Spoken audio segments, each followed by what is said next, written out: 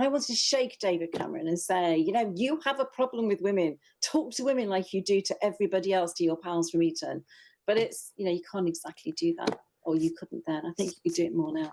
She's described the Prime Minister, Rishi Sunak, as a boy band member on auto-tune.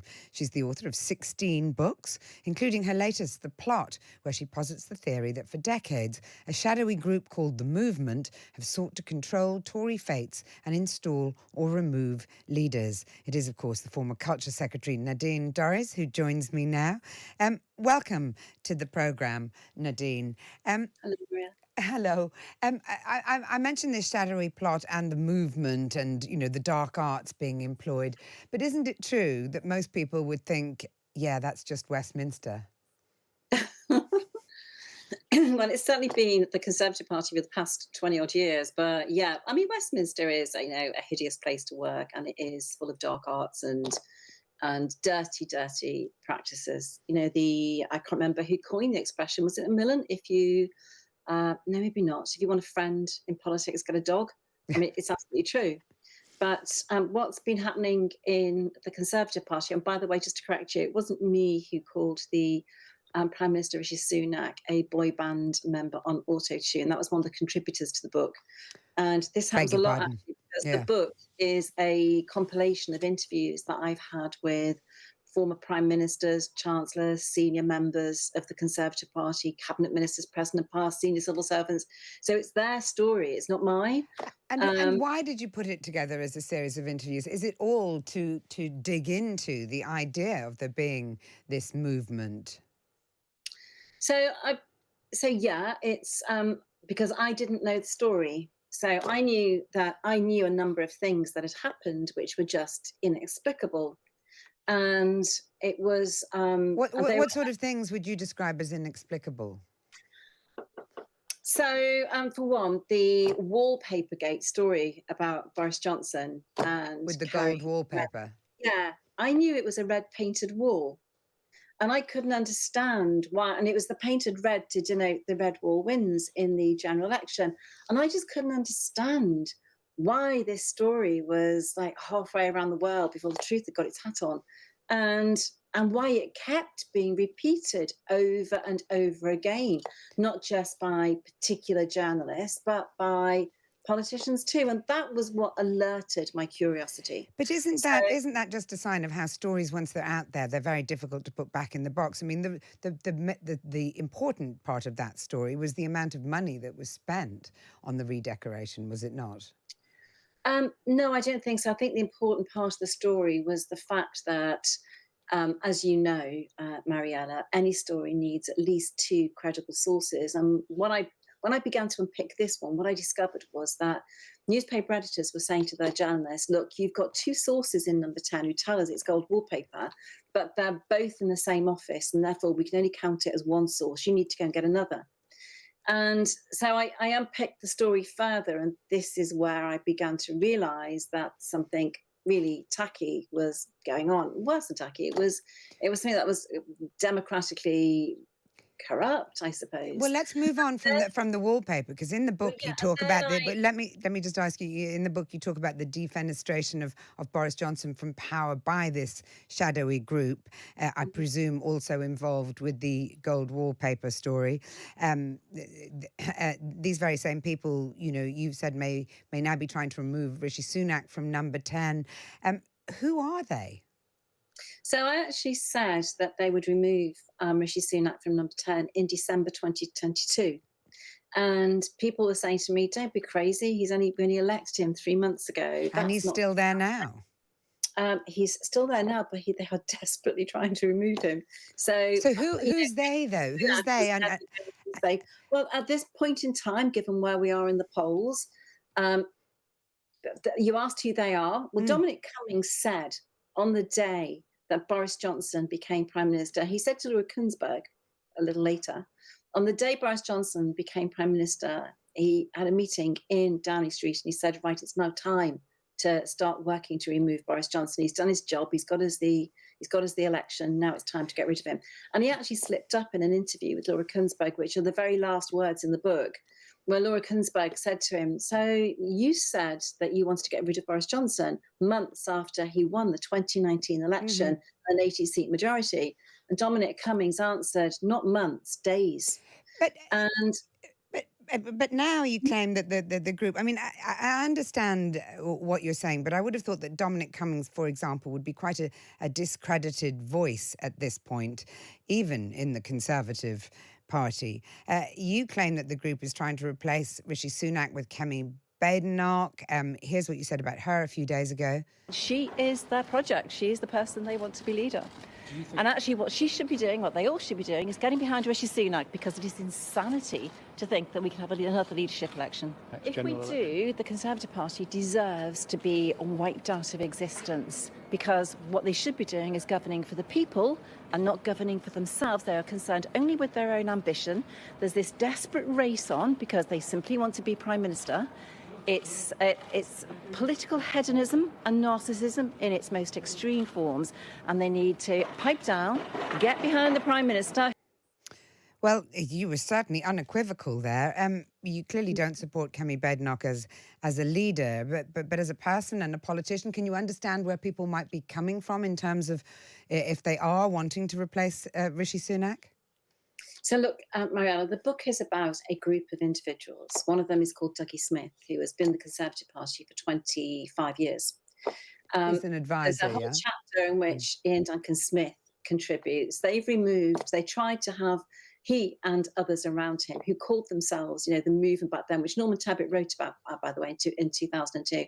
They tried to have Norman Tebbit expelled from the party. They then removed Ian Duncan Smith. They put Michael Howard in place. They then, via the whole Brexit issue. Yeah, I'm Even just David struggling to Cameron understand at the time, how these people wield so much power within the Conservative Party that they're able to do all of the things that you've just listed. It stretches the Well, bounds of. I'd suggest you read the book, because Ian Duncan Smith's chapter is absolutely fascinating. But they do it via a process, and I'll try and boil it down for you very quickly. So there's always a story about the wife's expenses. So that happened with Ian Duncan Smith. It happened with what was called Betsygate at the time. He was completely cleared afterwards, but that's the story they got out there. And in Ian's words, once you get an inquiry going, that's it, you're toast. They did it even with Rishi Sunak with Akshata, because they just wanted to let his tyres down a little bit, because others were like James But, Forsyth. but Nadine, you know how difficult it is to be a woman in politics and indeed to be married to a politician. I think every single prime minister that's been in place since I was, old enough to remember prime ministers, their wife has been accused of being profligate with money, because it's just a brilliant way of bringing them down. I mean, and not true. That happened to Samantha Cameron. It did happen to Samantha Cameron, but it did, but she was very cleverly got involved in the fashion business, and so she probably didn't have to spend as much money on clothes. But all I'm saying is that everything that you're alluding to, I mean, sounds like politics as usual, rather than some macabre plot set up, So, Mariella, it isn't. And the reason why it isn't is because the votes of individuals, when you come from a background like I do, like I've come from, all the power you have is in your vote. And actually, what happens in Boris Johnson's words in the book, he rather naively thought that power flowed from the people into Westminster. It truly doesn't. It has, for the past 20 odd years, there's been a democratic deficit at the heart of the Conservative Party. There have been a cabal of men who've decided who will be Prime Minister, who will lead the Conservative Party, and when their time is over. But you were elected, you were a minister in government. That wasn't decided by a cabal of men. That was decided by the voting public. I mean, obviously not your job as culture minister, but your job as I wasn't Prime Minister. I mean, I certainly wasn't Prime Minister. No, but I was way off their radar. I simply wasn't important enough. But no, that's an irrelevant point. There are lots of MPs. It's not an irrelevant point, because you're suggesting that democracy doesn't exist, really. I mean, that's the point of this. You're saying that all of these prime ministers have been placed in power by this tiny cabal involving Dominic Cummings and Dougie Smith. I mean, you wrote about David Cameron in the book. He sent a great blue ferret so far up Labour's left trouser leg they couldn't move. Yet here's what he had to say about you when I was at Davos. Well, she's always been a much better novelist than political forecaster. So I think I'll leave it at that. I mean, do you understand when the Foreign Secretary says things like that, because he's slightly incredulous at the conspiracies that you conceive? No, well, as I said at the beginning, Mariella, it's not actually my story. I just knew something was slightly odd. And so the book is really a compilation of interviews. Some people put their name to them, some preferred to be anonymous. But actually in the book itself, it's really interesting, because not only did the book say that they would start coming for Rishi Sunak very soon after he was elected, the book also says they would be coming after him to replace him with Kemi Badenoch because she wasn't ready. And it also said that Michael Gove and David Cameron and others would use the line that she's a very good fiction writer, which Michael Gove also uses. And by the way, Michael Gove mentions the book in every single speech she's giving at the moment. Well, that's very handy when you're promoting it, I suppose. Very handy, yeah. Now, Nadine, today is the launch of the Popular Conservatives, an event attended, I think, by Nigel Farage, by Jacob Rees-Mogg and former Prime Minister Liz Truss. I think you gave Nigel Farage some top tips when he was entering the jungle. What would you give him as your top tip about getting involved with the Popular Conservatives? I mean, do you think events like this are remotely helpful? Do you have sympathy for a party doing this, or is it just looking increasingly like there are about 700 parties within the Conservative banner? Well, that was part of the problem with the Conservative Party. It has always been a broad church, but it is now such a broad church, it's dysfunctional. You really can't function as a party without a core ideology and mission and your aims and objectives that everybody is united behind. And the problem with the Conservative Party is it has an extreme left wing in the One Nation group. You know, you have people like Damien Green, Caroline Noakes and others who really tip over into Liberal Democrat territory. And you've got the others on the right-hand side of the party who, you know, we all know very the ERG group, the Brexiteers, and you've got others in the middle. And I'm afraid there was one very good article that was written by Tim Shipman from the Sunday Times, political editor of the Sunday Times, and he did this huge kind of graphic of Boris Johnson as a toad. And he said Boris Johnson has squatted over with environmental issues, animal welfare, 26, he's squatted on the left, on the right with Brexit, he's squatted over the right, and he's captured the entire middle ground. And that was, you know, how he very cleverly did it. Yeah, but it actually takes those kind of policies, which are all embracing, to hold together a party as broad church as the Conservative Party. Which is Sadly, why I presume that you've been power. He abandoned all of the environmental parties, which is the reason why Lord Zach Goldsmith resigned. He abandoned social care reform, which is why the middle became very disgruntled. And he's really let down those on the right who were not happy with the Windsor Framework Agreement. Yeah, but you're supporting him as Prime Minister, which I'm slightly baffled by, because I am no supporter of Rishi Sunak. I know, and anybody who reads the plot will know exactly where Rishi's hands were and what he did to remove the Prime Minister who won us an 80-seat majority. But I think it would be incredulous if a party went back to the country with its fifth election in 5 years for a leader. It would be bordering on insanity, and I think it would, it'd be over for us. So it's only because he's the last stand, basically, that you'd vote for him. Is that what you're saying? The outcome staying remaining with Rishi Sunak and the outcome of having another election to put everybody through the agony would be the same. It would be exactly the same. We wouldn't suddenly get a poll bounce, with Kemi Badenoch or whoever else would be elected. It would be exactly the same. So why would we do that? Why would we put the country and the party through such a disreputable process as it has been in recent times? Why would we do that when the outcome will be no different than it was before? I think there's a reason why David Cameron was popped back into the Lords after the Greensill affair, and it wasn't just to wash his reputation after Greensill. I think there was a reason why I was put there.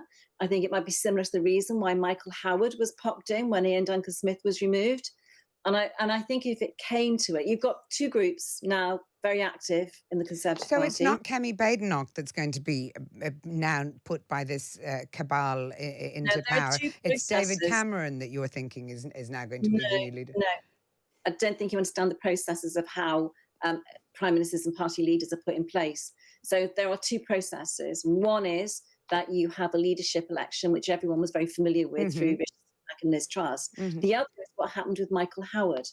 And there was an agreement amongst all MPs that rather than go through that process after the removal of Ian Duncan Smith, because it was felt that the party was in a very toxic place, just like it is now, there was an agreement to put Michael Howard in to take us through what would be not a particularly brilliant election, and then to run with the leadership election post-election. And the closer an election gets now, the more likely it is that there will not be a leadership election from MPs, but that there will be somebody who will be put in place to be Michael Howard 2.0. And that's more likely to be what happens. This morning, Keir Starmer told Times Radio that he's willing to be ruthless. As someone who's long been called, dismissive things like mad nads, do you think that we've lost civility, respect, tolerance in politics? And do you think that makes a big difference to how the public feel about politicians and the sort of credibility that politicians have to say anything at all? So it's actually David Cameron who coined the mad nad phrase, actually. My goodness, there's a bit of a feud. The next book's going to be called The Feud, isn't it? It's going to be you and David Cameron. No. No, actually, that was after I called him and George Osborne a pair of posh boys. So, you know what? There's something I do want to ask you about that. Why do you call them a pair of posh boys, but you've sort of exonerated Boris Johnson from being their classmate at Eton? Well, Boris Johnson was a scholarship boy who lived in a house in Exmoor with no heating and spoke to everybody. The violins across the country, I think, are all being pulled out, Nadine.